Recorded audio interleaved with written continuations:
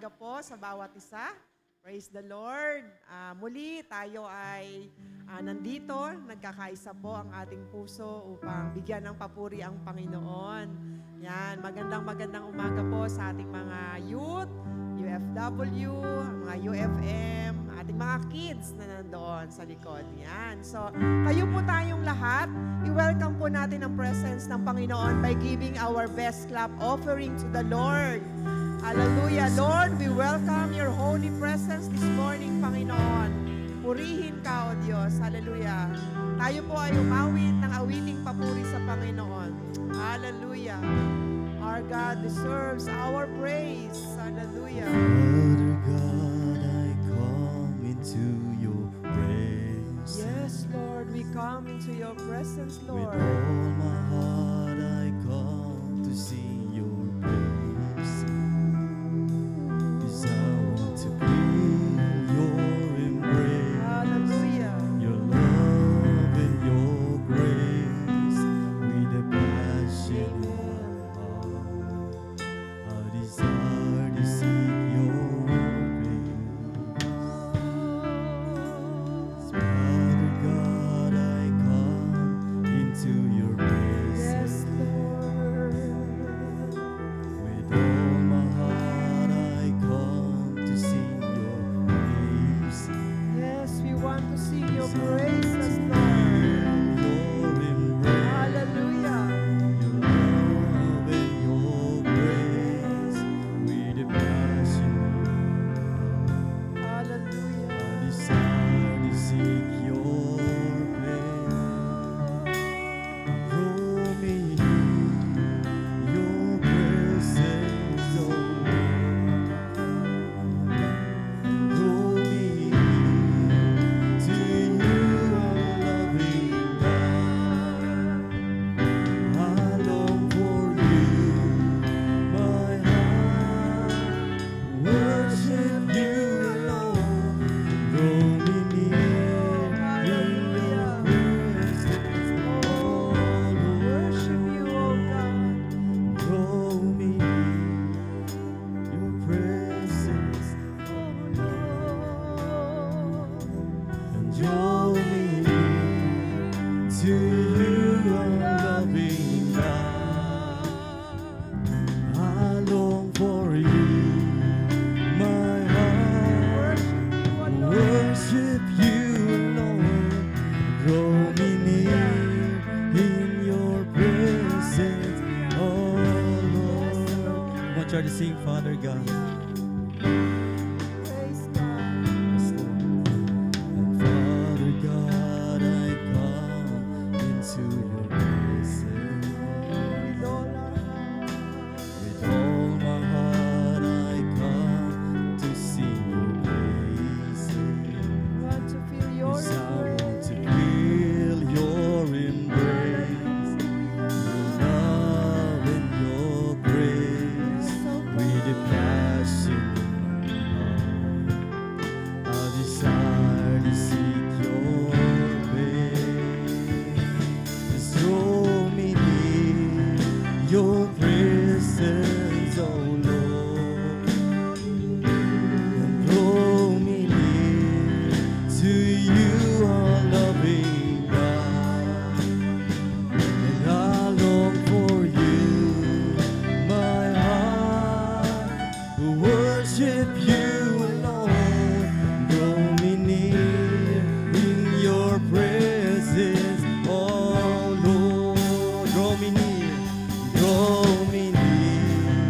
your presence, oh Lord. Draw me near to you, our loving God. I long for you, my heart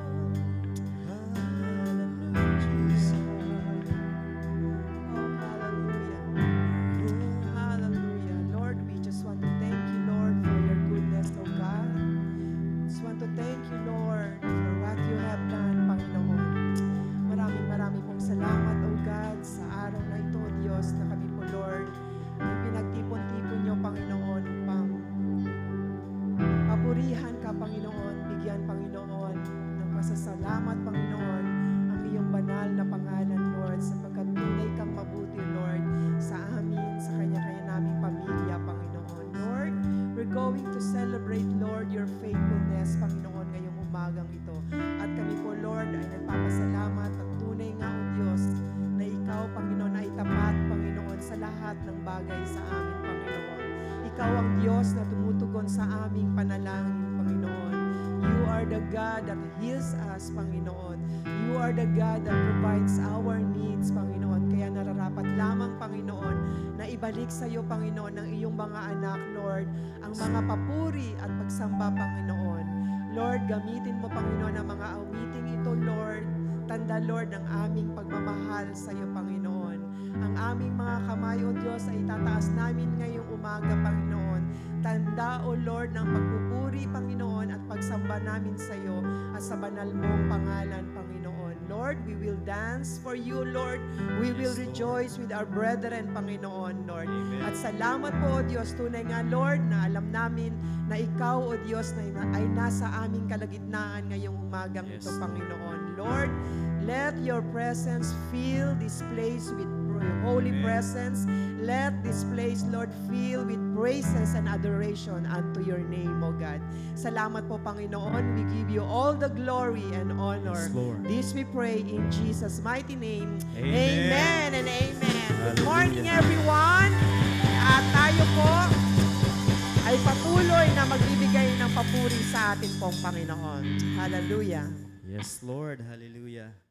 Handa na po ba tayong awitan ng Panginoon? Amen. Isang malakas na palakpak po para sa Panginoon. Hallelujah. We praise you, Lord. Isang sigaw pa na hallelujah. Yes, Lord. Thank you, Lord. We feel that nais po namin, Panginoon, ay maranasan namin ang iyong kadakilaan, Panginoon. Maranasan namin ang presensya mo, Panginoon, Lord. Bago po tayo tutungo sa ating papurihan, magbibigay lang po ako ng isang verse, no? According to 1 Chronicles 29 verse 11, yours, O Lord, are the greatness, the power, the glory, the victory, and the majesty. For all that is in heavens and on the earth is yours. Yours the kingdom, O Lord, and you are exalted as head above all. Amen. Naniniwala po ba tayo na ang Panginoon natin ay Lords of Lords, Kings of Kings. Amen. Hallelujah. Isang malakas na palakpak. Hallelujah. Oh, hallelujah. Thank you, Lord. Salamat, Panginoon. Thank you, Lord.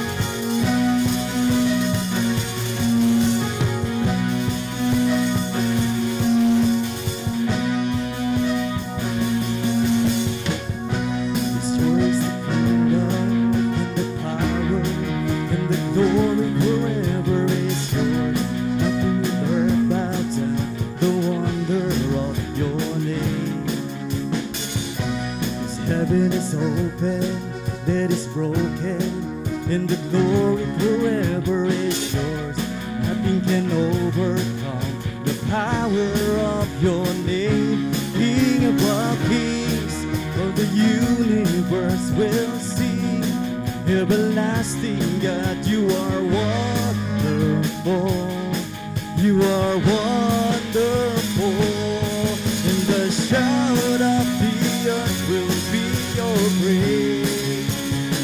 God, forever in the light up to all will be the wonderful name. For the glory, Lord, is yours. God, forever all the glory, Lord, is yours. Come on, church, yours the kingdom. Yours the kingdom, and the power, and the glory forever is yours. Heaven and earth bow down, the wonder of your name. Yes, Lord. This heaven is open, that is broken, and the glory forever is yours. Nothing can overcome the power of your name. King above kings, all the universe will sing. Everlasting God, you are wonderful. You are wonderful. The shout of the earth will be your praise. the light unto all will be the wonderful name. For our glory, Lord, is yours. God, forever all the glory, Lord, is yours. Yes, Lord. Yes, we believe, Lord, that all the glory is yours. Hallelujah. Yes, Lord.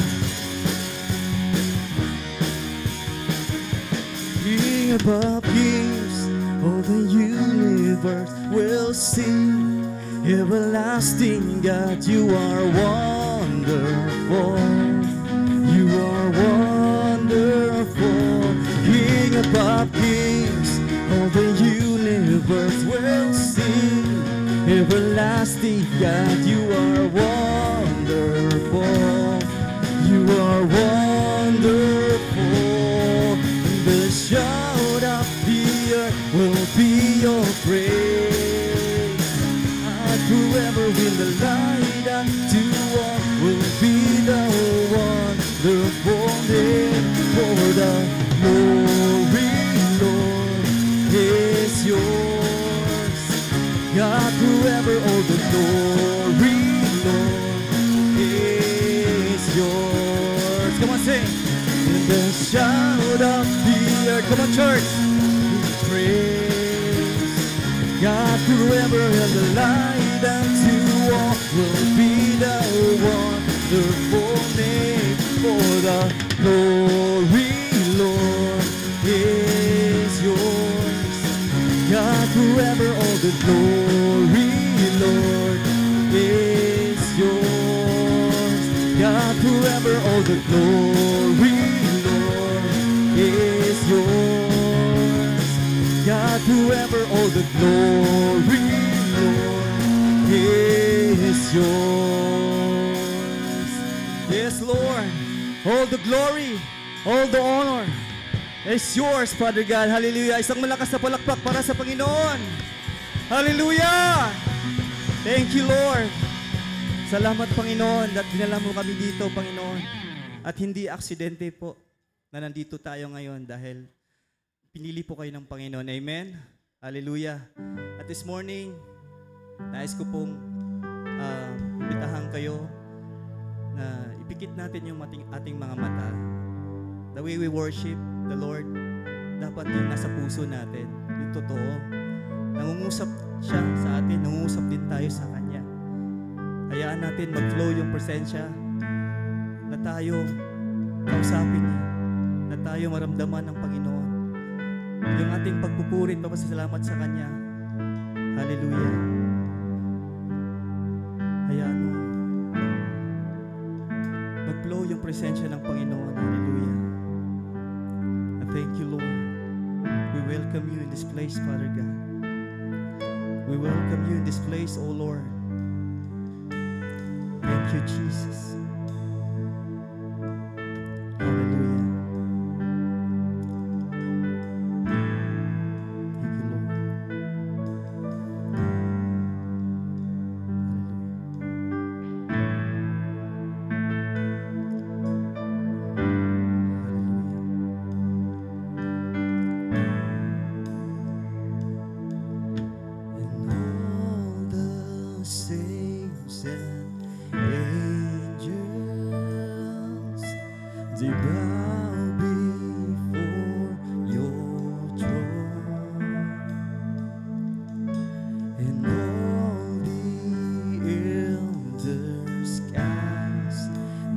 Crowns before the Lamb of God and sing. Believe for all the saints and all the saints and angels,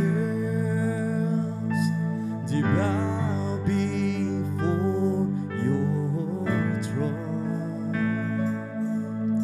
and all the elders cast their crowns before the Lamb of God and sing, is you are worthy of it all.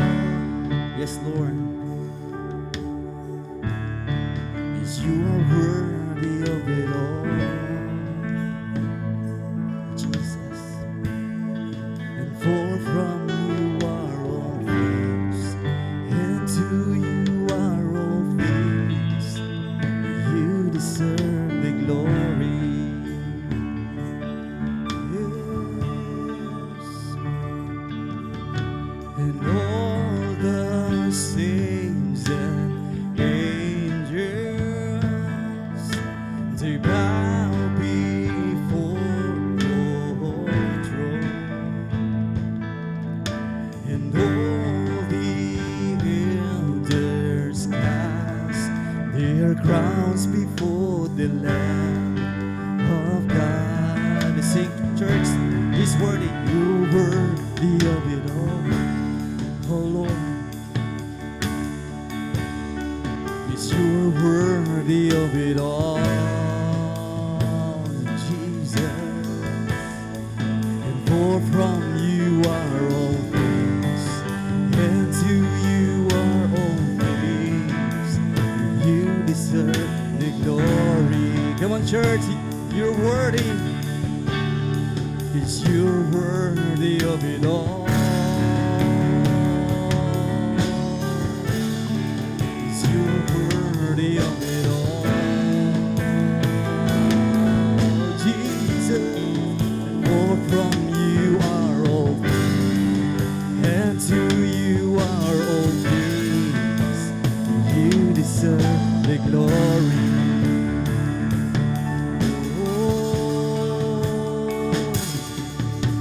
All the saints, come on, church. The angels sing to the Lord. The Lord, your throne, yes, Lord. And all the elders cast their crowns before the Lamb of God and sing, you're worthy of it all. Yes, Lord, you're worthy.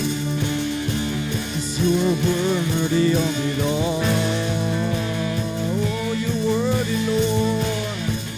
For from you are all things, and to you are all things. You deserve. Oh, you are worthy. You're worthy. Yes, you are worthy of it all. Oh, Jesus, you are worthy of it all. Oh, for from you are all things, and to you are all things. Yes, you deserve the glory. Oh, 'cause I exalt thee. Come on, church. I exalt thee. I exalt thee. We exalt you, Lord. 'Cause I exalt thee, Lord. Oh, Lord, I exalt thee. 'Cause I exalt you, Lord. I exalt thee, I exalt thee, I exalt thee. Oh, Lord. Come on, church. 'Cause I exalt thee. Let's sing the Lord. I exalt. Lord, hear us, oh God.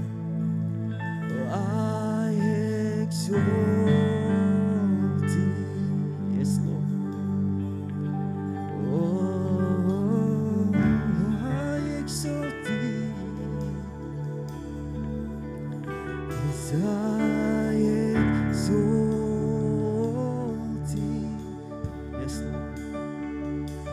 I exalt thee. I exalt thee.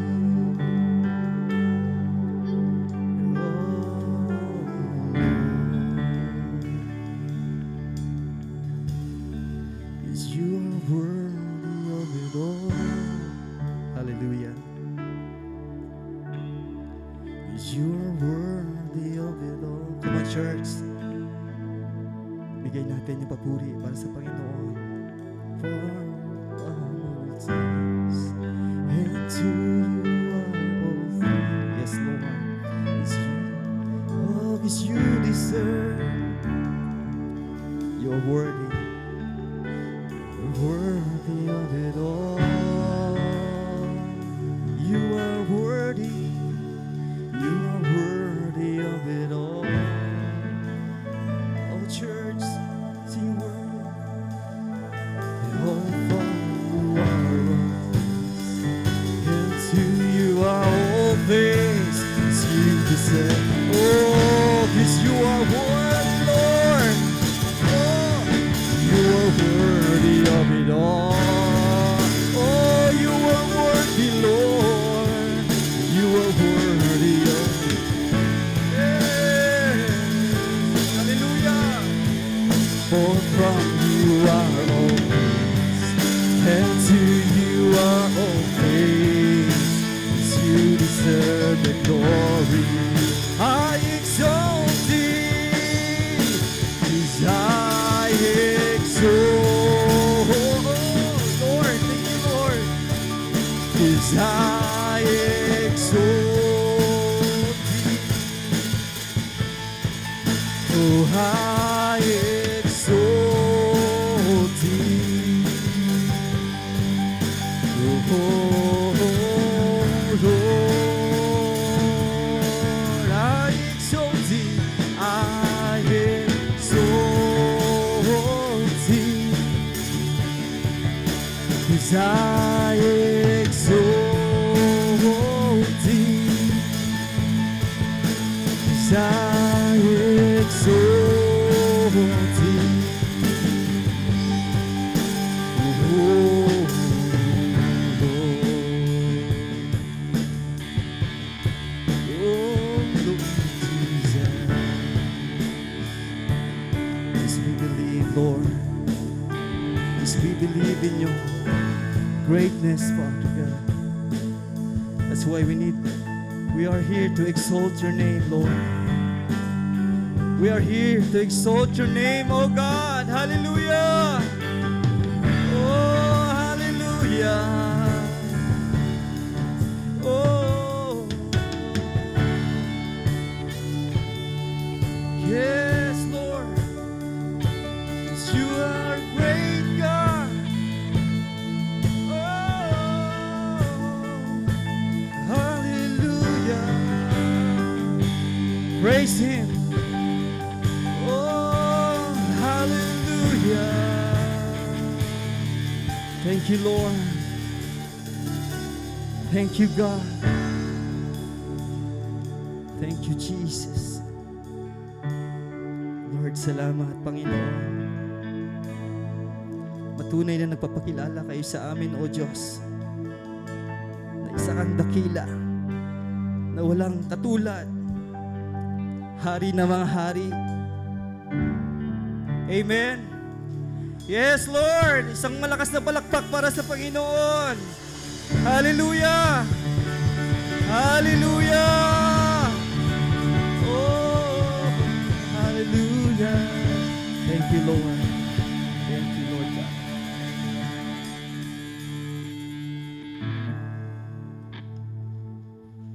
Praise the Lord. Hallelujah. Panginoon, we acknowledge, Lord, your presence today, this morning, oh God. Patuloy ka namin, Lord, pinapasalamatan. Patuloy ka namin pinupuri, Panginoon. Higit man sa lahat ng bagay dito sa mundo, Panginoon.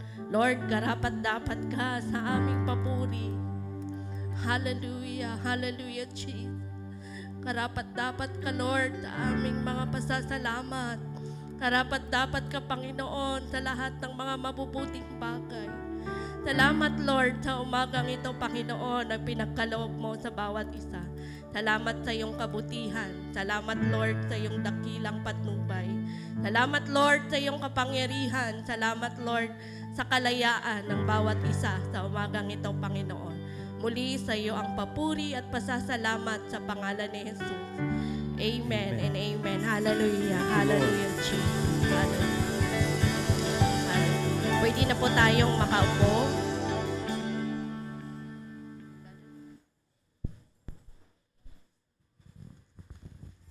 Praise the Lord. Saglit lang. Praise God. Good morning po sa bawat isa. Purihin po ang Panginoon sa umagang ito. Isa pong karangalan muli na mabigyan ng pribilehiyo na makapagbahagi ng salita po ng Panginoon sa umagang ito. But before we proceed, nais ko lamang po na kumustahin ang lahat. Kumusta po ba ang gising nyo kaninang umaga? Ayos lang po ba? Magsabing amen yung okay lang. Magaan lang yung katawan pagising kanina umaga. Okay lang ba? Okay lang kayo? Andyan pa ba yung tuwing linggo? Andyan pa ba yung pakiramdam na excited kayo na pupunta sa church? Excited kayo na i-worship si Lord? Excited kayo na maparangalan ang Panginoon sa Sunday? No? Nararamdaman niyo po ba yon? Yung tuwing linggo na alam nyo na magsisimba kayo, excited pa din kayo. Nararamdaman nyo po ba yon? Meron pa ba? Meron pa bang nakakaramdam na excited sila pumunta ng church? O baka ang iba sa atin ay napagod na? Kasi syempre isang buong linggo, natatrabaho tayo, nagninegosyo, pumapasok sa school, tapos pagdating ng linggo parang rest day natin. Pero po, sa isang linggo, 6 days sa atin, isa lang kay Lord. Isang araw lang, tapos 2 hours lang, no? So, yun lang naman ang hiningi ni Lord. So, kung kayo po ay masaya pa din na dumating ang linggo para magpuri sa Panginoon, ibig sabihin, nag-aalab pa rin yung first love nyo sa Panginoon. Hindi pa rin nawawala yung first love nyo sa Panginoon. Kumpara doon sa mga tao na pagising, ay parang nahihirapan na siyang gumising. No? Alarm pa rin siya ng alarm. 5 minutes more hanggang sa muntik ng malate. Pero buti na lang, hindi na late. So purihin ang Panginoon sa magang ito. I would like to encourage everybody to listen to this word of God this morning. Alisin muna natin lahat ng ating mga problema. Pagsamantala, 30 minutes lang. 30 minutes. So focus muna natin ang ating mga sarili sa salita po ng Lord sa umaga pong ito.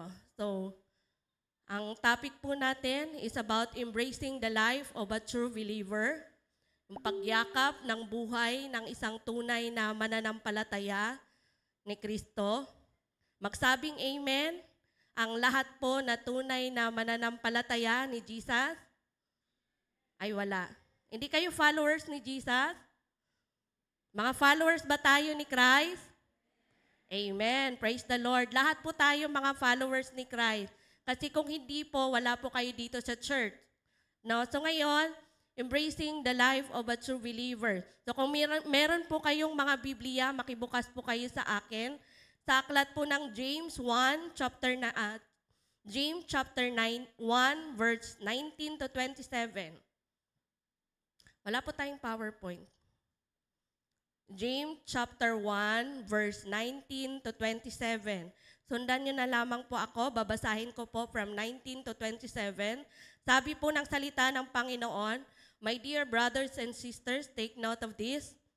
Everyone should be quick to listen, slow to speak, and slow to become angry. Because human anger does not produce the righteousness that God desires.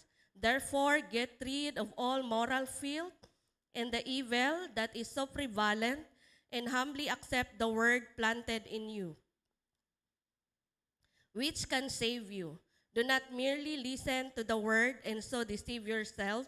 Do what it says.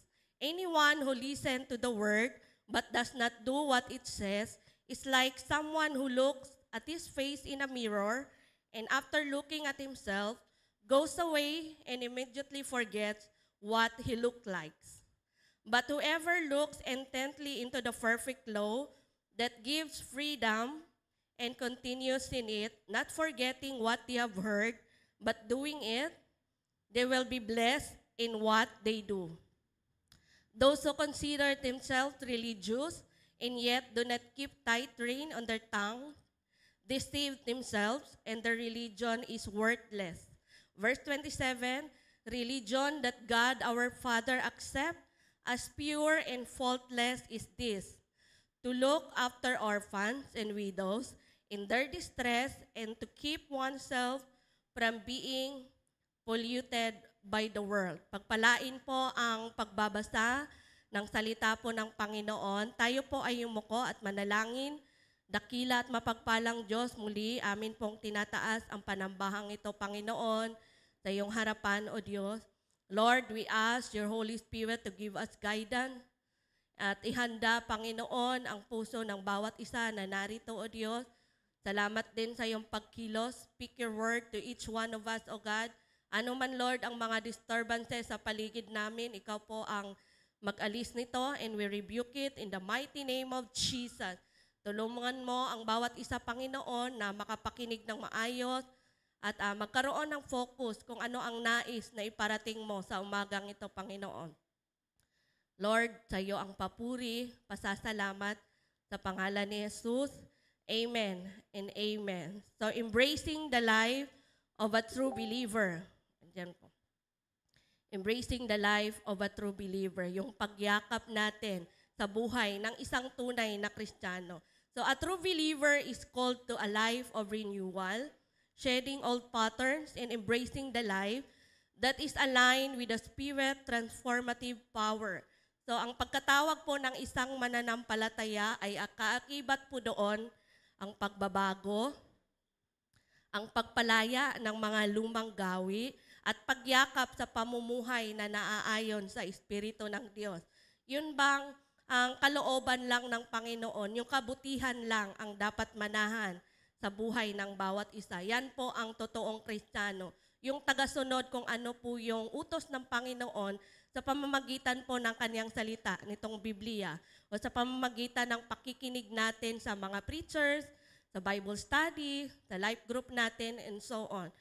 And nung narinig mo ng salita ng Lord na yon, ay in-apply mo sa sarili mo. Ibig sabihin, isa kang tunay na mananampalataya ni Kristo. So it is true na one of the biggest challenges of the churches today, lahat po halos ng mga churches, is yung misrepresentation ng mga believer to the non-believing world. Because many claims that they are believer of the Word of God, pero taliwas doon sa kanilang mga kinikilos. No, hindi po nag-match. Pero sabi nila, believer po sila. Pero nakikita ba sa kanilang gawa? So minsan po, kaya tayo chine-check.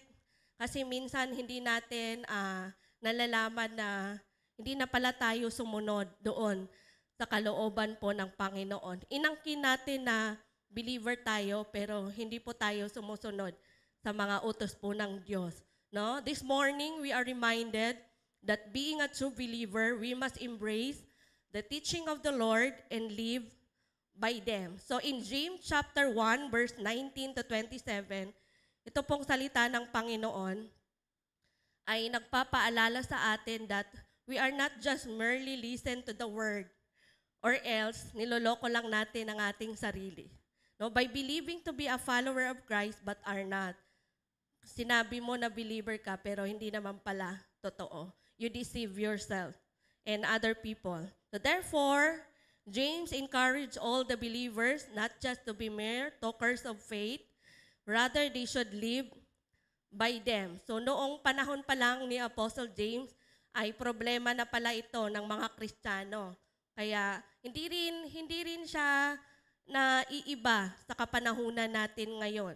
Kaya dapat po ay maging vigilant tayo sa ating mga ginagawa. No, problema na to nung panahon pa ni Apostle James na inaangkin nila na Kristiyano sila, pero iba po ang kinikilos, iba po ang sinasabi ng kanilang bibig.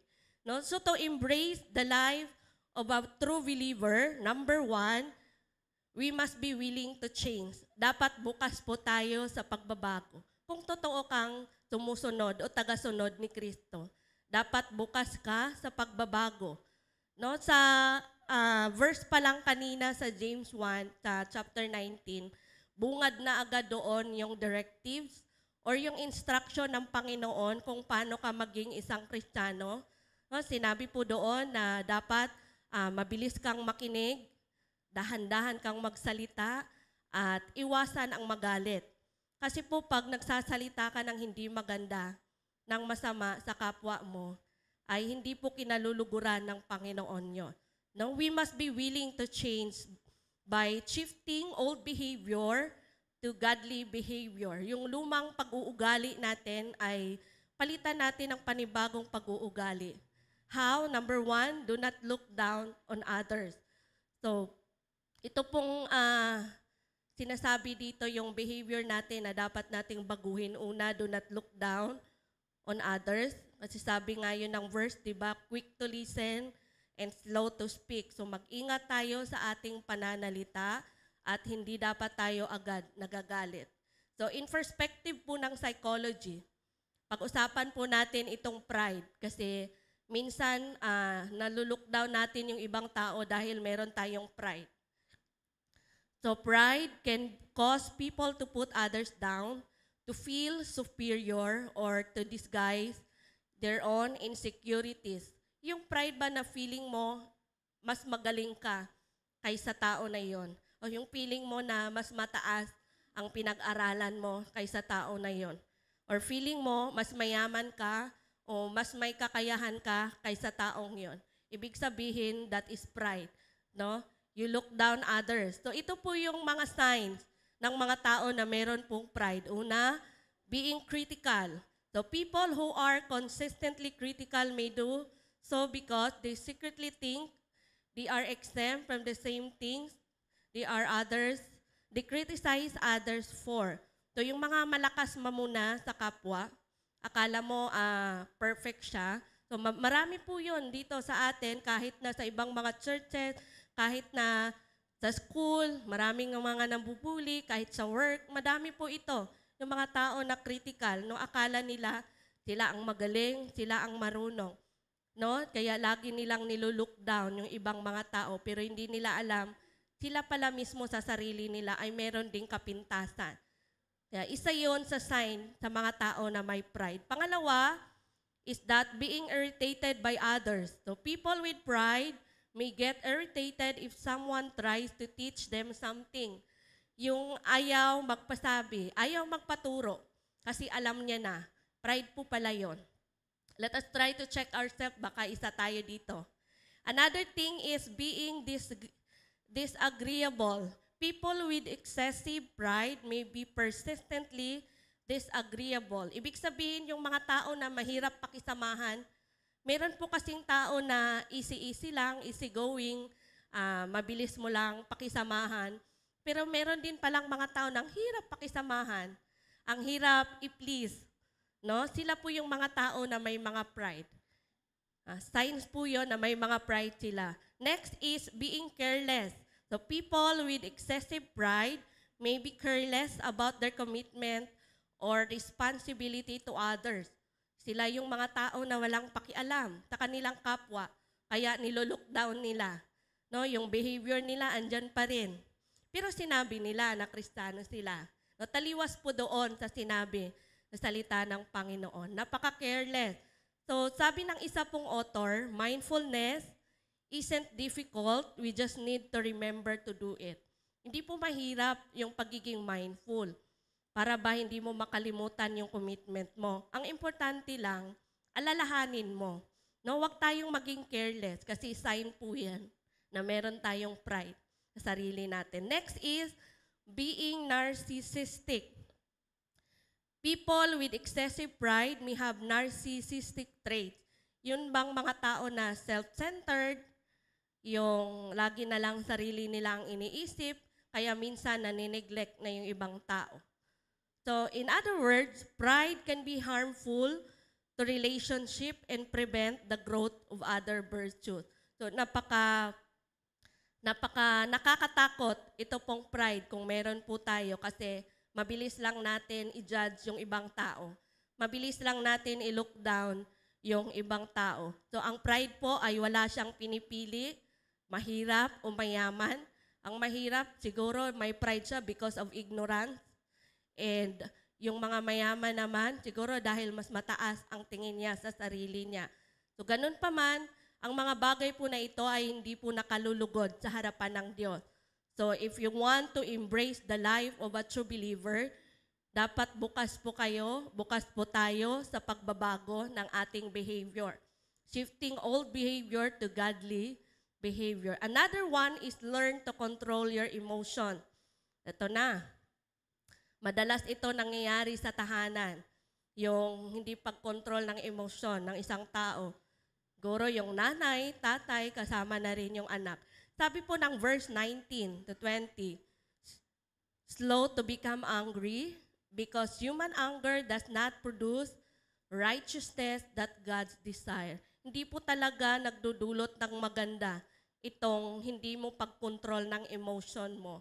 So to that, we must learn to control our emotion because uncontrollable emotions lead you to sin. Kung hindi mo kayang kontrolin ang sarili mo, pwede ka pong magkasala. Actually, pwede po tayong magalit, sinabi naman doon sa Biblia. Pero wag lang tayong magkasala. Sa galit mo, sa kalagitnaan na nagagalit ka, dapat hindi ka po nagkakasala. No? Tandaan natin, hindi nalulugod ang Panginoon sa mga bagay na iyon. And kung hindi kontrolado ang emotion mo, it will lead you to sin. Number 2, uncontrolled emotion will lead to more complicated problem. May problema na nga, lalo pang naging complicated kasi hindi mo mapigilan yung emotion mo. Kaya pinaalalahanan tayo dito sa salita pa lang ng Lord na dapat we should become slow to speak, slow to anger. No, ang dami pong mga verse sa Biblia na binibigay ang Lord para paalalahanan po tayo when it comes sa ating emotion. Kasi hindi po talaga nagdudulot ng maganda itong hindi natin makontrol ang emotion natin. And number 3, uncontrolled emotion invite death. Yun bang example nito yung sa gitna ng daan? Dahil nga traffic, mainit, tapos ang layo ng biyahe, so, syempre yung pasensya ng tao ay nasusubukan. Kaya minsan makikita mo sa daan, maraming nagpapatayan. Kasi nga, nagitgitan lang, nag-agawan lang doon sa space. Ayaw magbigay ng isa, nag-uunahan. So, hindi na-control yung emotion ng isang driver. Ayun, nagbabatuhan, nagsusuntukan, at minsan naghahabulan pa yan sila ng itak. Meron pala yun, may driver na may baon na itak. Nakikita ko lang siya sa Facebook. May baon siyang itak, hinabol na yung kalaban niya. Guro sa sobrang init na ng ulo, hindi makontrol yung emotion. So madalas nangyayari to. Pero po, dito po sa ating mga believers ay hindi po yan mangyayari. Kasi lagi po tayong tinatawag na meron tayong fruit of the Spirit. Kasama doon yung perseverance, yung gift of the Spirit, yung mahaba ang pasensya. Kahit sinusubukan ka na ng panahon at pagkakataon, andyan pa rin nanitili ang pagiging Kristiyano, no? Yan po ang nais ng Panginoon, yung buhay na may kabanalan. Kasama dyan yung pagkontrol ng ating emotion. So if you want to embrace the life of a true believer, kailangan bukas po tayo sa pagbabago ng ating lumang pagkatao into godly behavior. Another one is changing from being ungodly to godliness. Sabi po ng verse 21, therefore get rid of all moral filth and the evil that is so prevalent, and humbly accept the word planted in you, which can save you. So hindi lang iwasan, kundi dapat nating layuan ang lahat ng klase ng karumihan at kasamaan. Maliit man o malaki, iwasan na po natin. So habang maliit pa siya at alam mong mali yun, iwasan na po natin ang mga bagay na yon para at least maaga pa lang na iwasan muna. Kasi yung mga bagay na hindi nakakalugod sa Diyos at yung mga bagay na hindi ka nais-nais ay isa yan sa magiging hadlang na yung mga blessing ang hindi mag-overflow sa atin dahil lang doon sa mga bagay na yon. So, changing from being ungodly to godliness. So how? Live a holy life. Sabi ng verse, get rid of all moral filth. We need to live according to the standard of the Lord. Ang standard po ng Panginoon, lagi pong kabutihan at hindi po masama. So minsan, nami-misinterpret, minsan, nanineglect na lang ng mga tao at parang easygoing na lang at parang habang pinapakinggan nila ang salita ng Lord, nilalabas na lang sa kabila. No? Live a holy life. Iwasan natin lahat ng mga bagay na hindi kalugod-lugod sa harapan ng Panginoon. No? Moral filth, dapat yung standard ng Panginoon. Huwag natin i-compromise yung masama sa kabutihan. Dapat manaig yung kabutihan. Manaig ang Diyos. Kasi yun naman ang purpose natin Kung buhay mo ay inalay mo na kay Lord, sinabit mo na kay Lord, dapat maging follower ka ni Christ. And to that, you need to embrace the life of a true believer para sabihin na totoong Kristiyano ka at hindi lang puro salita. So, knowledge is not enough. No, hindi po enough yung knowledge na meron ka, nakilala mo si Lord, pero hindi mo naman, you did not put it into action. So, parang hindi nag-match. No? Hindi siya nag-match talaga. And another is, changing from being ungodly to godliness. Number 2, avoid from evil. Umiwas sa lahat ng klase ng kasamaan. Marami pong kasamaan dito sa mundo. Kung lilingon po kayo sa paligid nyo, ang dami po. Kaya nga inutusan tayo ng Lord to go and preach the gospel. Kasi yung iba dyan sa kanila ay hindi pa nabahagian. Yung iba baka mga backslider lang. At yung iba sadyang matigas lang talaga ang ulo. No? So, avoid natin lahat ng evil. At kung may tao tayong makita na ganito, baka pwede natin silang sira ng salita ng Panginoon. Para naman marami ang makapunta ng langit at hindi marami ang disciple ni Satan. Avoid from evil. Another is, listen to the instruction of the Lord, yung Word of God. Kasi yun po yung nag-guide sa lahat ng ating mga ginagawa araw-araw. At yun po yung nagbibigay sa atin ng wisdom, ng mga choices natin everyday. No, isang pagkakamali lang natin sa mga choices, wala na. Sira na lahat simula sa umpisa. Sayang yung pagpapagal mo simula una dahil lang sa maling desisyon na nagawa mo. Sabi po ng 2 Timothy 3:16-17, all scripture is God-breathed and is useful for teaching, rebuking, correcting, and training in righteousness so that the servant of God may be thoroughly equipped for every good work. So dapat pakinggan natin ang instruction at sundin ang mga kautusan ng Panginoon. Kasi ito yung magiging gabay natin. Kung magkakamali tayo, nire-rebuke tayo ng Biblia. No? Kung meron tayong mga doubt, tinuturuan tayo ng Biblia. Lahat po ng meron sa Biblia ay tama. Lahat po to ay ginagabayan tayo. So kaya mahalaga na makinig tayo sa instruction ng Panginoon if we want to change. No? Kung gusto natin ng pagbabago o kung bukas tayo sa pagbabago. So if you want to embrace the life of a true believer, we must be willing to change. So lahat po ba ay willing magbago? Lahat po ba ay kaya na magbago? So alam ko po, lahat naman tayo ay alam, grounded sa salita ng Panginoon. Kasi linggo-linggo na lang naririnig natin ang salita ng Lord. Kaya lang ang tanong, may pagbabago ba? May pagbabago ba sa ating mga sarili? Nagkaroon ba ng lugar ang Lord sa puso mo? No, yun ang tanong doon. No, naririnig mo ang salita ng Lord, ginagawa mo ba? So habang maaga pa, habang hindi pa huli ang lahat, sikapin po natin na gawin yung mga sinasabi ng Panginoon. Yung utos ng Lord, pag sinabi ng Lord na magpatawad ka, magpatawad ka. Pag sinabi ng Lord na magbigay ka, magbigay ka. Pag sinabi ng Lord na magsakripisyo, magsakripisyo ka. Magbigay oras ka para sa ministry. No? At marami pang pwede. No? We must be willing to change and in order to embrace the life of a true believer. Another one, number 2, if we want to embrace the life of a true believer, We should not be a mere talker of the word, but a doer of the word. Hindi lang puro salita, kung hindi ginagawa ang mga sinasabi. No? Hindi lang yung, sabi ko nga kanina, hindi lang puro knowledge, kung hindi, dapat ginagawa din natin. Sabi ng verse 22, do not merely listen to the word and so deceive, do what it says. Wag lang puro pakinig, kasi pag nakikinig ka lang, niloloko lang natin ang ating mga sarili. Dapat gawin natin kung ano yung ating napakinggan. No? Apply the word of God. No? We should not be mere talker of the word, but a doer of the word. Una, apply the word of God in your life.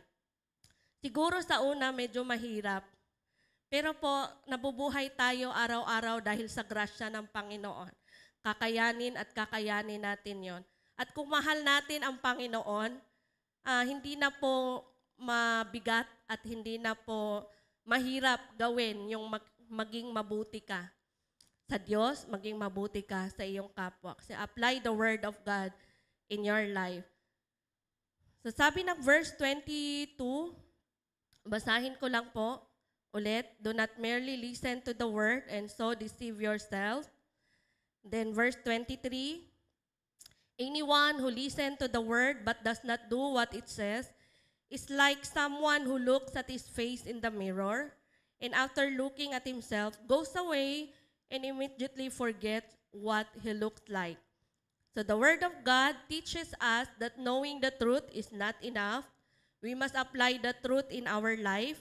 Yung katotohanan ba na alam natin na dapat na ipamuhay. And as the word of God, sabi nga kanina, yun ang sinabi na kung may narinig ka na salita ng Lord, ipamuhay mo, ipakita mo, ipalaganap mo, no, para maging pagpapala ka sa mga tao na paligid natin. And dito po sa preceding na verse, kasi po binanggit doon yung may isang tao na nagsasalamin siya, tapos after niyang magsalamin, umalis siya, nakalimutan niya na kung ano ang itsura niya. Posible po ba mangyari yon na nagsasalamin tayo tapos kakalimutan natin ang sarili natin? Di ba parang hindi naman? Napaka-imposible yung magsasalamin ka tapos iba na itsura mo. Magiging si Piolo Pascual ka na o sino ka man, nagwapo dyan o maganda. Napaka-imposible na pagtingin mo sa mirror tapos umalis ka, makalimutan mo agad kung ano ang itsura. Ano nga ba ang implication nito? Una, we don't take the word of God seriously. Pinakinggan lang natin siya pero pinalabas lang natin sa kabila. Hindi tayo seryoso sa salita ng Panginoon. And another is, we simply neglect the word of God. Na masyado lang tayong naging pabaya. Hindi natin sinasapuso, kinakalimutan lang natin. Kasi ang totoo pong tagasunod ni Kristo ay lagi po yang ready, lagi po yang naghahangad ng presensya ng Panginoon. Lagi po siyang excited sa mga maririnig niya na salita ng Lord na pwede niyang i-apply sa sarili niya. At hindi na po yun mahirap sa kanya kasi nasanay na siya sa paggawa ng mabuti. And yan po yung tao na niyakap ang totoong pagiging Kristiyano. So number 2, apply the word of God. Number 2, be consistent. Dapat maging consistent tayo sa una pa lang kung naging mabuti ka na, maging mabuti ka na, galingan mo na na maging mabuti hanggang sa huli. Kung sa una ay natuto ka ng magpatawad, natuto ka ng magbigay, no, natuto ka ng makipagkapwa-tao, galingan mo na. Lahat ng naumpisahan mong mabuti, galingan mo na hanggang dulo, hanggang babalik si Lord para hindi ka mahirapan at hindi ka maiwan kasi may rapture eh. May sinasabi na rapture dito sa Biblia. Kaya isa yan sa mga requirements na makapasok ka ng langit is pagiging mabuti. Be consistent. So anyone who listen and apply the word of God in their life will be blessed by the Lord because sabi ng verse 25, but whoever looks intently into the perfect law that gives freedom and continues in it, not forgetting what they have heard, but doing it, they will be blessed in what they do. Yung araw-araw na ninanais mo, yung salita ng Panginoon, Araw-araw ay lagi kang naghahangad ng mga revelation ng Panginoon for you, kung ano ang gagawin mo for the whole week, for the whole day. Kung lagi mong hinahanap yung presensya ng Panginoon, no? Ang Panginoon po ay nagbibigay ng pagpapala sa mga taong naghahangad lagi sa kanyang presensya. So, lahat po ng katuruan ng Diyos na ating isinasabuhay ay maging pagpapala po sa atin. Bakit? Bakit po? Kasi the Word of God is perfect. Hindi masama ang salita ni Lord, kundi puro kabutihan at ikakabuti lang natin. If we seek God every day, ang sarap sa pakiramdam po yun. Kahit na may problema ka, lagi pong magaan ang pakiramdam mo. Kasi alam mo, hindi ka pababayaan ng Lord. Alam mo na hindi ka iiwan ng Lord sa laban mo. No, yung confident na meron ka dahil nga ini-embrace mo, niyayakap mo yung pagiging believer mo, sinusunod mo ang Panginoon, higit man sa lahat ng bagay dito po sa mundo. So the Word of God is perfect. Why God says na i-bless niya tayo? Because it gives freedom to those who trap on the lies in this world and Satan himself. No, kung hindi po tayo consistent, lagi pong matatabunan itong salita ng Panginoon. Itong mga kasinungalingan ni Satan, no, na minsan pag may ginagawa ka, sasabihin ni Satan, hindi ka worthy. May ginawa ka kanina, may ginawa ka kagabi. Lagi pong ganyan na may bumubulong. Mga lies po yan ni Satan para matrap po tayo. Kaya sikapin po natin na everyday ay inihiling natin yung presensya ng Panginoon. Hinahanap-hanap pa rin natin yung presensya ng Panginoon. No, para hindi po tayo matrap doon sa kasinungalingan ni Satan. Yung sa standard ni Satan, kung si Lord po ay may standard, si Satan meron din. Pero above all, ang lahat po ng mga Kristiyano, ang sinusunod nilang standard ay ang standard po ng Panginoon. Yes, tayo po ay kakamali, tayo po ay sinusubok minsan, pero po, wag nating kaligtaan na lapitan ang Panginoon. Wag nating kalimutan na babalik kay Lord. Kung magkasala ka, wag kang lumayo. Lumapit ka kay Lord.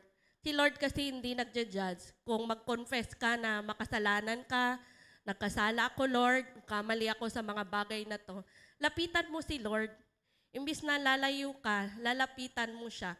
Wag kang humiwalay kay Lord. Lapitan mo siya lagi. In that case, magkaroon ng pagbabago ang buhay mo. Ang hirap po. Ang hirap magkaroon ng pagbabago itong buhay natin because we are human being. Lagi pong may nasasaktan, lagi pong nararanasan mo minsan na karoon ka ng pride.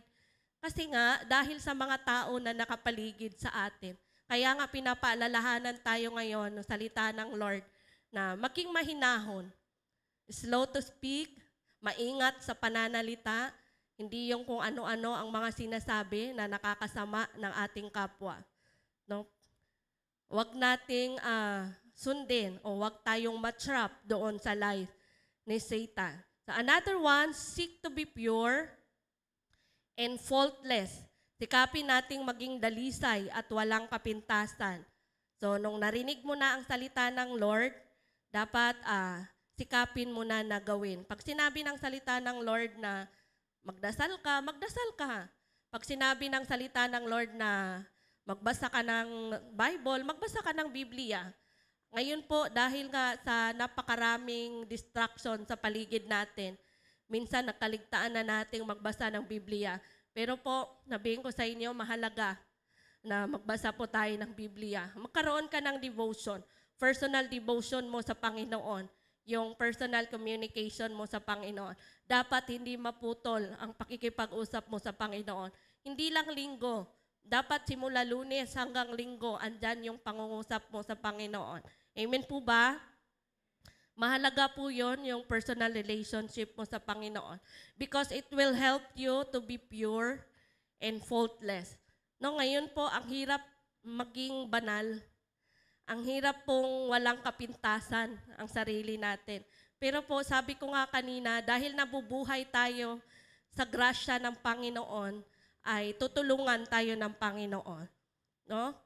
A true believer of God must be pure and faultless. Sabi ng verse 26, to 27, those who consider themselves religious and yet do not keep a tight rein on their tongue deceive themselves and their religion is worthless. Wala pong kwenta ang kanilang pananampalataya kung hindi naman sila marunong makapagpigil o pigilan yung mga sinasabi ng kanilang bibig na hindi maganda. No religious that God our Father accepts as pure and faultless is this, to look after orphans and widows and in their distress and to keep oneself from being polluted by the world. So how to seek to be pure and faultless? Una, put a discipline on yourself. Dapat may disiplina tayo sa ating mga sarili. Tandaan po natin, dahil mga Kristiyano tayo, kahit mahirap, sikapin po natin na magkaroon ng disiplina sa ating mga sarili. Hindi lang disiplina doon sa mga food na dahil gusto mong pumayat o dahil high blood ka, kaya ayaw mo kumain ng mga taba-taba dyan, mga matamis. Pati rin pala sa spiritual natin. We need to discipline ourselves by being mindful on your word. By being mindful of your words. Being kind with your words para hindi ka katitisuran ng iyong kapatiran. Kasi pag kung ano-ano na lang ang lumalabas sa bibig mo, mga hindi pagpapala na salita, malamang sa malamang marami ang matistisod sa iyo. Put discipline on yourself if you want to embrace the life of a true believer.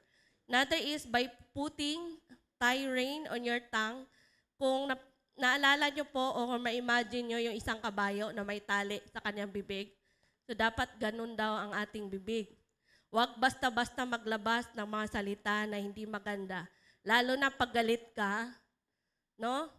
O meron pa sa atin ngayon na malutong pang magmura, siguro sa isang araw, isang mura na lang gawin natin para sa susunod wala na. O kung sa isang araw ang ginagawa mong mura, 10, bawasan natin ng 5 para 5 mura na lang. At least, di ba, nababawasan, nagsusumikap ka na magbago. Yun po yung nais ng Panginoon na makita sa kanyang mga anak, kung magkaroon ng pagbabago. Kaya minsan, dapat meron tayong disiplina. And minsan, dinidisiplina din tayo ni Lord kasi sa hindi pagsunod at katigasan ng ating mga ulo. So, tandaan po natin, the tongue is the most powerful part of the human body. It is also the most dangerous weapon. A sword can cut the body, but a tongue can wound the soul. Mas okay pa na masugatan ka kaysa nakapanira ka ng kapwa.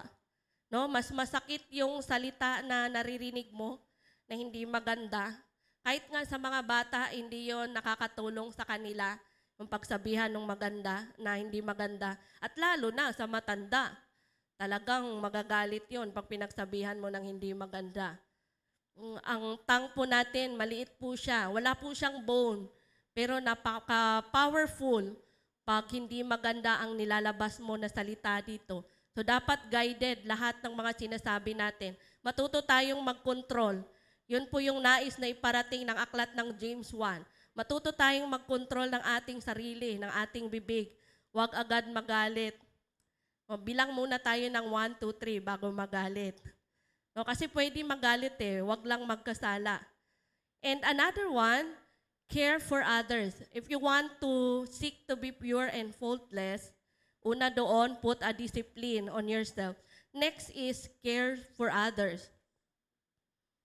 Sabi ng verse 27, religion that God our Father accept as pure and faultless is this, to look after orphans and widows in their distress and to keep oneself from being polluted by the world.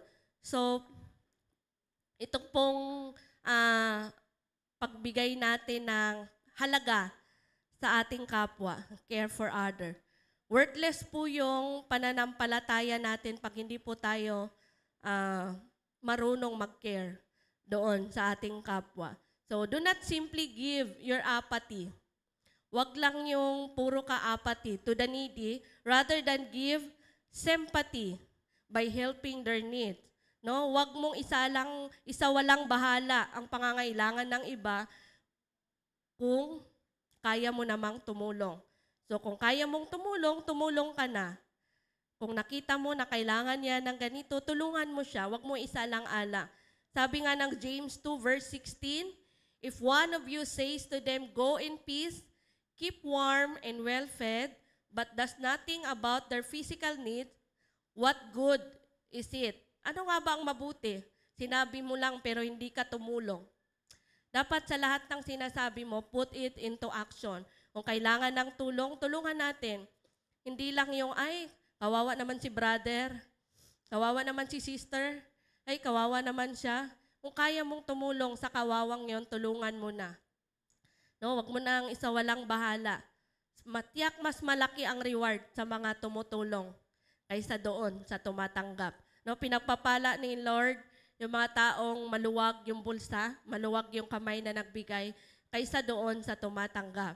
No, so do not simply give your apathy to the needy. Rather give sympathy by helping others. Next is be mindful to the instruction of the Lord to you. So minsan po, nangungusap po talaga ang Panginoon. Kaya sabi ko nga, mahalaga na magbasa tayo ng Biblia every day. Kasi sa pagbabasa natin, andoon po yung mga pangungusap ni Lord. Inyong atin ding mga panalangin. No, mangungusap minsan ang Panginoon dyan. And sa ating pagbulay-bulay ng kanyang salita, huwag po nating maliitin yung salita ng Lord. Kung sa tingin mo, Bible lang yan, napaka-powerful po ng salita ng Panginoon. So, dapat po natin igalang, ipamuhay, huwag baliwalain kung ano yung mga utos niya dito sa kanyang salita. So, embracing the life of a true believer, we need to change and be a doer of His word. Kailangan nating magkaroon ng pagbabago sa ating sarili. At put into action yung lahat ng mga tinuturo po ng Panginoon. Na minsan po ay mahirap, kaya nga meron tayong prayer, meron tayong simba, kasi para magabayan tayo sa ating gagawin. At malaman natin kung ano ba ang buhay meron ang isang totoong mananampalataya ni Kristo. Yung pagyakap ng pagiging Kristiyano mo, no? Kasi iilan na lang siguro sa atin, lalo na sa mga katrabaho, sa school, iilan na lang ba sa atin ang may alam na Kristiyano ka doon sa pinupuntahan mo? Kasi dati pag nalaman na ikaw ay Kristiyano, grabe yung pambubuli. Hanggang ngayon naman, pero ibang level lang. Dati pag nagdala ka lang ng Biblia, sasabihan ka na agad, mga praise the Lord, hallelujah. Narinig ko po yun, naabutan ko po yun, maliit pa ako. May nagdala ng Biblia, laging sinasabi ng kapitbahay, mga praise the Lord, hallelujah. Minsan, napakamalan ka pang mga Jehovah's Witness, yung mga nagbahay-bahay, o nagtatakbuhan na yung mga bata, kasi nga, wala yan silang palya, lahat ng bahay pinapasukan. No, grabe no, pero kulto po yan sila, pero napakasipag. No, tinatawag ka talaga na praise the Lord, hallelujah. Madaming bully, kahit saan, pero ganun pa man, dapat embrace po natin yung totoong pananampalataya, yung panampalataya na nanggagaling kay Lord, yung standard ng Panginoon, and kailangan natin na huwag mag-compromise kung ano po yung mga dapat gawin at mabuti. So in my conclusion, as a true believer lives a changed life, follow God's commandments and do what the Lord tells them to do. They are not just a hearer of the word, but also doers of the word, willing to change and live in godliness. Those who truly trust God don't settle for merely appearing religious, but the one who put His word into practice. Hindi lang isang relihiyoso yung tagasunod ni Kristo, kung hindi, nakikita po sa kanyang buhay ang totoong Kristo. No, yun po yung totoong pananampalataya. No, ang totoong pananampalataya ay nagtitiwala sa Diyos at hindi po siya kontento sa pagiging relihiyoso lamang. Ngunit tumutupad sa kanyang salita, lalo na sa katuruan ng Diyos. Sinisikap niyang yakapin ang buhay ng isang totoong mananampalataya ni Kristo. Kahit po mahirap, kahit po maraming mga distraction, kahit po na maraming kasamaan sa paligid natin, wag nating kaligtaan ang utos ng Panginoon, yung instruction ng Panginoon sa atin na maging mahinahon, tumulong sa kapwa, wag agad magalit, no? Mabilis makinig, pakinggan ang kapwa, no? Wag manira ng kapwa. We must be willing to change and we must be a doer. Hindi lang puro salita. Sabi ko nga kanina, knowledge is not enough na i-declare mo na kilala mo si Lord, Kristiyano po ako. Pero iba po ang kinikilos mo. Hindi po yan nagmamatch doon sa kalooban ng Panginoon. Ang totoo pong Kristiyano ay sumusunod kahit na nahihirapan, sumusunod sa mga turo ng Diyos. Kasi naman sa mundong ibabaw na ito, alam ko po we are just a temporary. Kasi pupunta po tayo ng langit. Kaya nga andito tayo kasi training po ito kung ano man ang buhay na meron tayo. Para pagdating sa langit, hindi na mahirap sa atin na sumunod sa Panginoon. No? Kaya dito pa lang, sikapin na natin na maging mabuti. Galingan na natin, maging consistent na tayo kung ano yung ginawa natin pagtanggap sa Panginoon. Kasi ang pagtanggap sa Diyos, hindi lang tinanggap mo lang siya, kundi ilagay mo siya sa puso, i-apply mo siya sa salita po ng Panginoon. So tayo po tayong lahat. Hallelujah. Hallelujah, Jesus. Hallelujah. I would like to request everybody to please close your eyes. Pagbulay-bulayan po natin ang salita ng Lord sa atin sa umaga pong ito. Na kung nais po natin ang yakapin ang buhay ng isang Kristiyano, dapat matuto po tayong magsakripisyo sa ating oras. Maglaan po tayo ng oras para sa Panginoon, hindi lang yung natitirang oras. Kung hindi yung oras na para talaga sa Panginoon. Huwag po nating nakawin yung mga oras na yon, kasi para sa Panginoon yun. Kung ikaw man ngayon ay meron pang mga habit na hindi maganda, may mga bagay pang tinatago na hindi kalugod-lugod sa harapan ng Diyos, atin pong itong ibigay sa Panginoon sa umagang ito. Isuko na po natin ito sa Panginoon. Kasi po hindi nalulugod ang Panginoon na habang ikaw ay pumapasok sa church na ito at patuloy mong ginagawa ang hindi maganda. Hindi po nalulugod ang Panginoon. Hallelujah. Huwag po tayong matrap sa lahat ng kasinungalingan ni Satan. Atin pong ipanalangin sa umagang ito na alisin sa atin yung mga bagay na hindi kalugod-lugod at hindi mabuti. And encourage ko lang po ang bawat isa na isubmit nyo po ang mga sarili nyo sa Panginoon. Let's submit ourselves to the Lord bago po ang lahat. Ano? Kasi pag manalangin tayo tapos hindi naman tayo sumasubmit, hindi tayo nagsasubmit, parang wala ding kabuluhan ang lahat. Hallelujah. Hallelujah, Jesus. Oh Lord, hallelujah, hallelujah. Napakadakila at napakapangyarihan mo, Panginoon. Hallelujah, hallelujah. Hallelujah, Jesus. Lord, minsan, Panginoon, kami ay nagkakamali. Minsan, Panginoon, ay hindi namin sinusunod ang lahat ng mga katuruan mo, O Diyos. Minsan, Lord, ay sadyang matigas ang mga ulo namin. Minsan, Panginoon, hindi ka na namin binibigyan ng oras. Minsan, Panginoon, masama ang lumalabas sa aming mga bibig. Minsan, Lord, hindi maganda ang laman ng aming puso. Lord, patawarin mo kami, Panginoon. Tulungan mo kami, Lord, na alisin ito, mga bagay na ito sa aming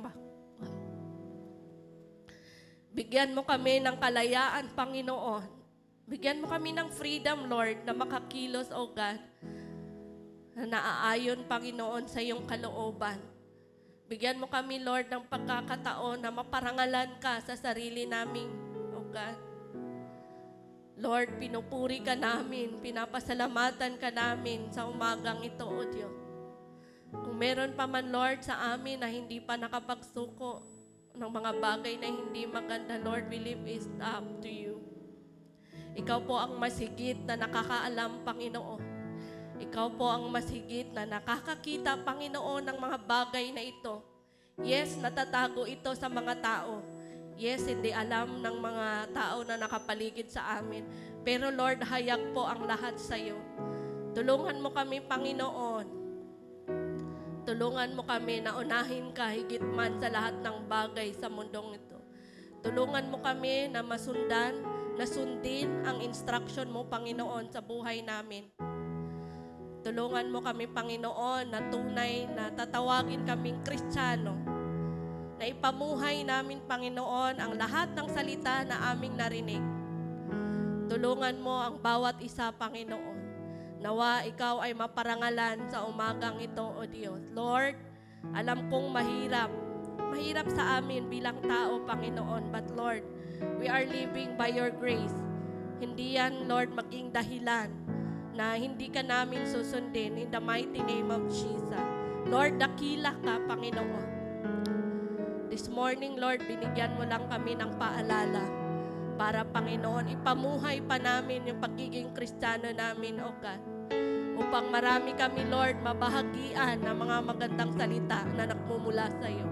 Lord, tulungan mo ang bawat isa kung sila man ay nagapo sa ganitong kaparaanan in the mighty name of Jesus. Alisin mo ito, Panginoon, at manahan ka sa buhay ng bawat isa, O Diyos. Salamat, Lord, sa guidance mo.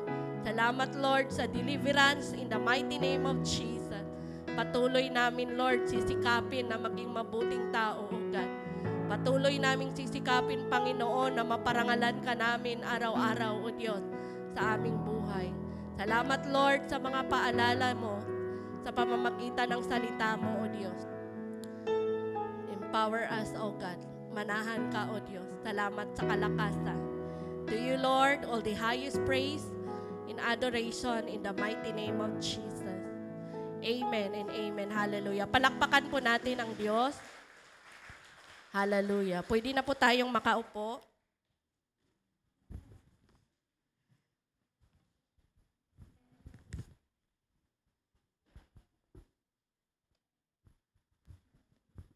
Thank you po, Pastor Hani, sa message. Kanina habang pinapakinggan ko si Pastor, iniisip ko yung tungkol sa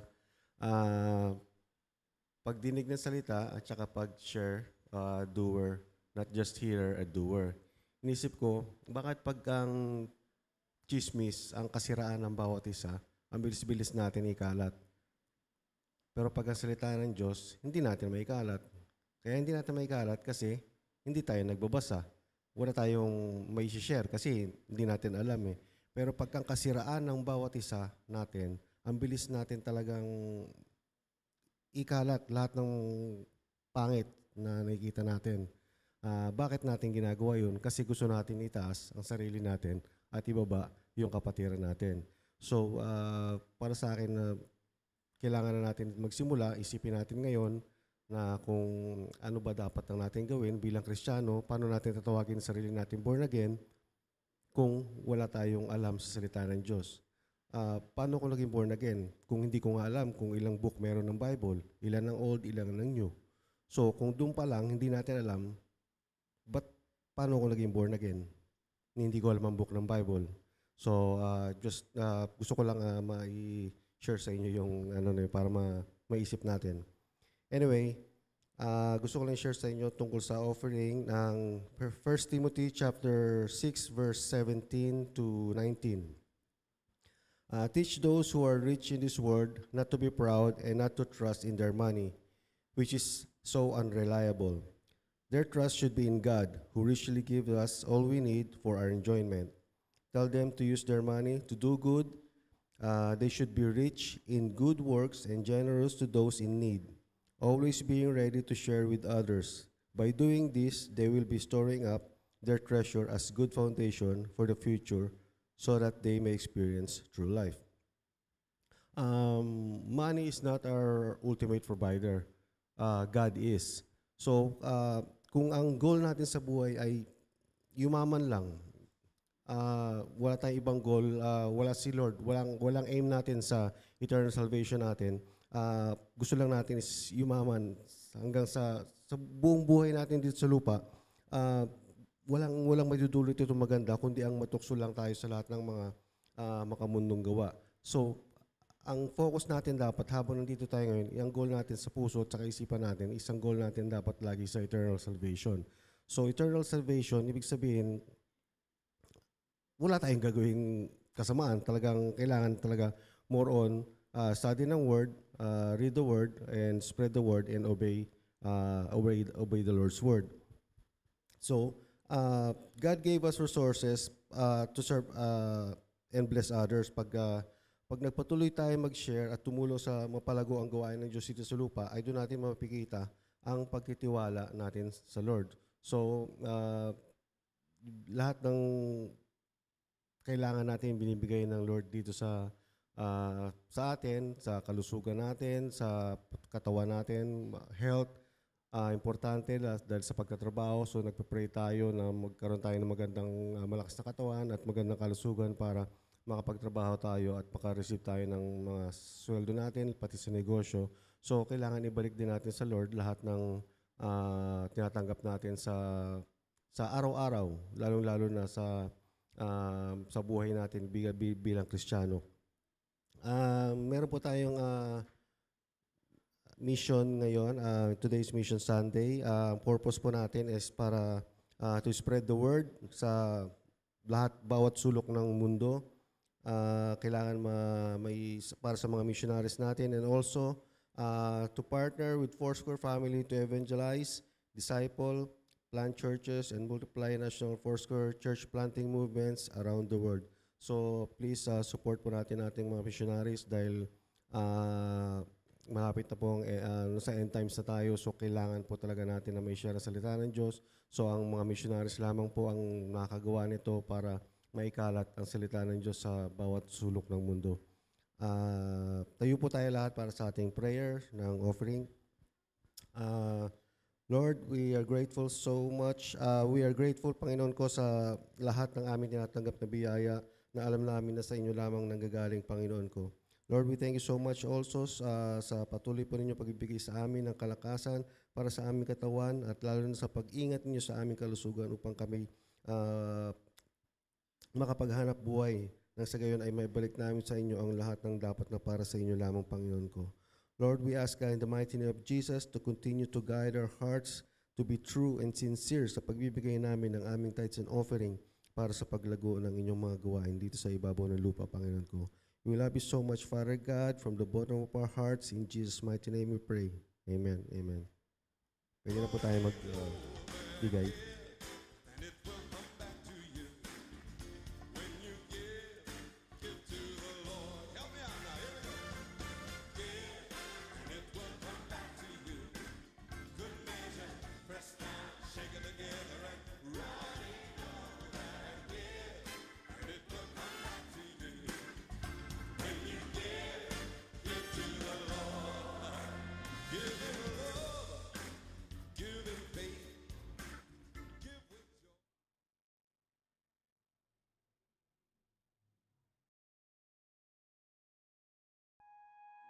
This upcoming week, let's embrace the joy of being in God's presence and stay committed to our daily church activities. Don't forget to save the date for next Sunday worship at CCFGC, starting promptly at 9 a.m. It's a wonderful chance for the entire family to come together, wake up early, and dress in their best attire. Let's gather together for worship, prayer, and receiving God's Word. If you are unable to attend the face-to-face worship service due to work or other commitments, you can still be a part of the service by tuning in to the live stream on the CCFGC Facebook page. This way, you can join in the worship and stay connected with the church community even from a distance. If you miss our on-site or online service, join our video premiere at 6 in the evening. Open your Facebook account and search for the CCFGC Facebook page, making it easy for you to catch up for our worship service. We want to pray with you in agreement and celebrate your victories. Join us for our midweek service on Wednesday at 7 p.m. in the sanctuary, where we will come together as a community for corporate praying. This gathering reflects the unity and devotion to prayer that we see in Acts chapter 2, verse 42, where the early church gathered to pray together. Share your prayer request with our CCFGC Family GC beforehand to support and uplift one another in prayer. We also invite those available on Saturday to join us for Dawn Watch Prayer at 5 a.m. Let's gather and witness the captivating sunrise while uniting in prayer, expressing our gratitude and awe for the wonders of the world around us. It's a special opportunity to appreciate and connect with the splendor of God's creation. Jesus loves the children, and so do we. Bring your kids with you and let them join our Sunday school class located on the ground floor. Our class offers an exciting and interactive lessons that includes engaging arts and crafts activities. It's a wonderful opportunity for them to learn, have fun, and grow in their faith. Our dedicated Sunday school workers are excited to meet them. Calling all the teenagers out there, the CCFY squad is here to support you. Join us every Thursday for our online fellowship by Discord. It's a fantastic chance to connect with peers who share your beliefs and grow closer to God. Approach our friendly squad leaders for more info. And don't miss out on this opportunity to join the CCFY squad. Every third Sunday of the month, we have the face-to-face fellowship for UFM, the gentlemen of our congregation, UFW, the lovely ladies here at CCFGC, and SKC, the little light bearers of our community. Stay a bit longer after the service and find inspiration in the discussion designed for UFM, UFW, and SKC respectively. And of course, we will not let the young ones be left behind. CCFY Fellowship is scheduled every fourth Sunday of the month. That's all for this week. Stay connected in all our activities. Let us all go wider this year. Ayan, so good morning po. So para po sa ating announcements, before po pala mag-go sa announcements, ipapakilala ko po muna ang ating mga first-timers. So kapag natawag po ang inyong pangalan, pwedeng tumayo po para makilala po kayo ng congregation. Una po is si Denver Godden po pala. Ayan, hello po. Sunod po is si Michelle Bungkag. Saan po siya? Ako wala. Sige. Ang sunod si Rica Monderondo. Ayan, hello po. Welcome po sa CCFGC. Ngayon para po sa ating announcements, unang-una po, sa mga UFW po, sa mga kababaihan, payment for the polo shirt and printing hanggang ngayon na lang po. So, puntahan nyo na lang po si Sister Lulu after the service para makapag-reserve na po kayo ng sizes ng mga t-shirts po. Sunod po ang mga CCFY. Ang ministry training nyo, ang final recital po, and graduation po ay gaganapin po next week, October 27 po. So please, wag po kayong umabsent kasi graduation po siya.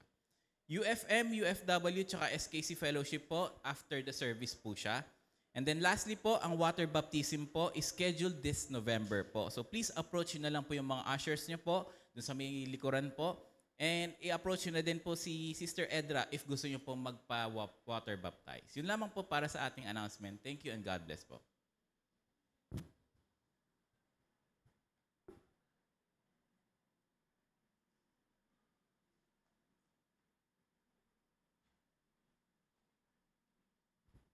Ayan, siguro I'm sure na marami tayong katuruan na natutunan natin ngayong umaga.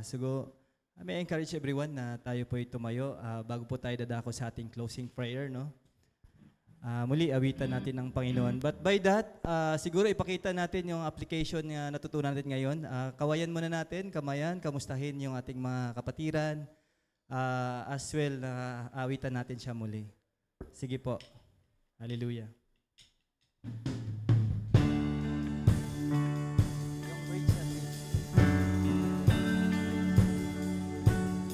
Yes, Lord.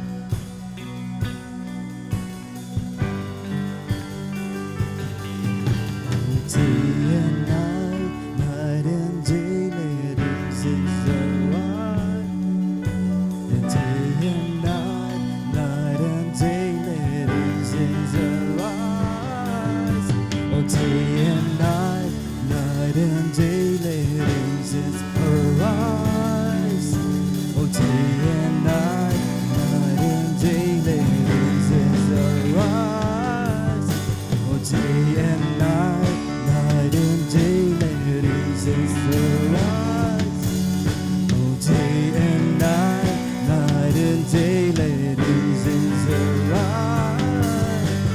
day and night, night and day, let angels arise.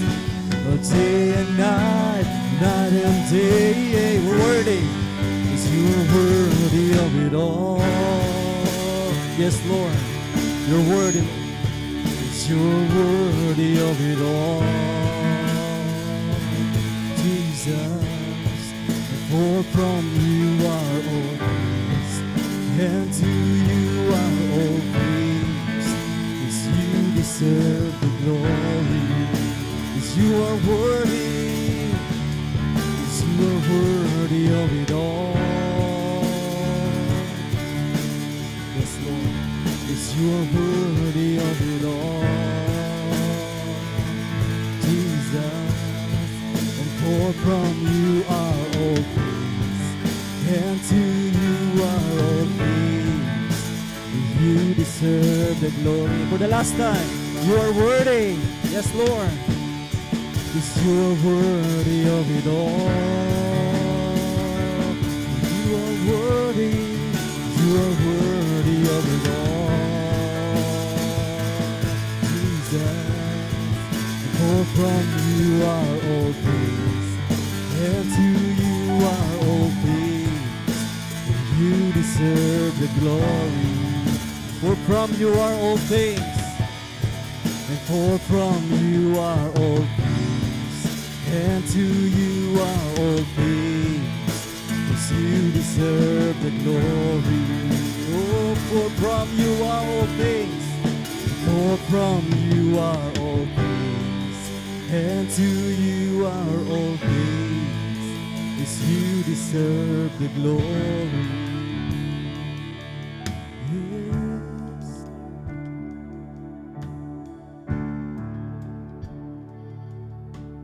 Hallelujah. Yes, Lord. You deserve all the glory, O God.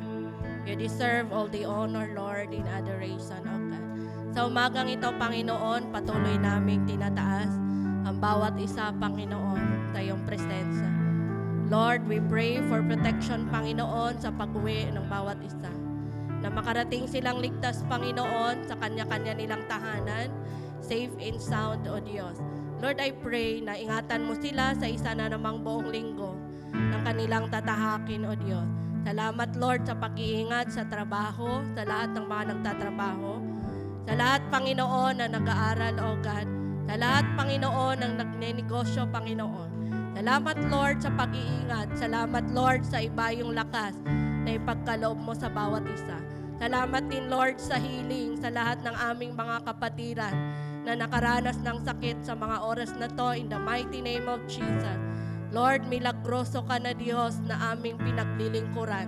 Kailanman, O Diyos, hindi nagbabago ang kapangyarihan mo. Patuloy at patuloy ka na magpapagaling, Panginoon, sa lahat ng may sakit sa umagang ito, O Diyos. Lord, salamat, amin pong inasara ang sambahang ito, Panginoon, ang panambahang ito, na puno ng pagpapala, punong-puno ng pag-asa, Panginoon, punong-puno ng pagmamahal, O Diyos. Lord, salamat sa buhay ng bawat isa. Patuloy mong enlarge ang kanilang territory, O God. Patuloy mong pagpalain lahat ng kanilang mahahawakan, Panginoon. Lord, salamat. Iparanas mo ang kabutihan sa kanila, Panginoon. Iparanas mo, Diyos, ang pagbabago, O God.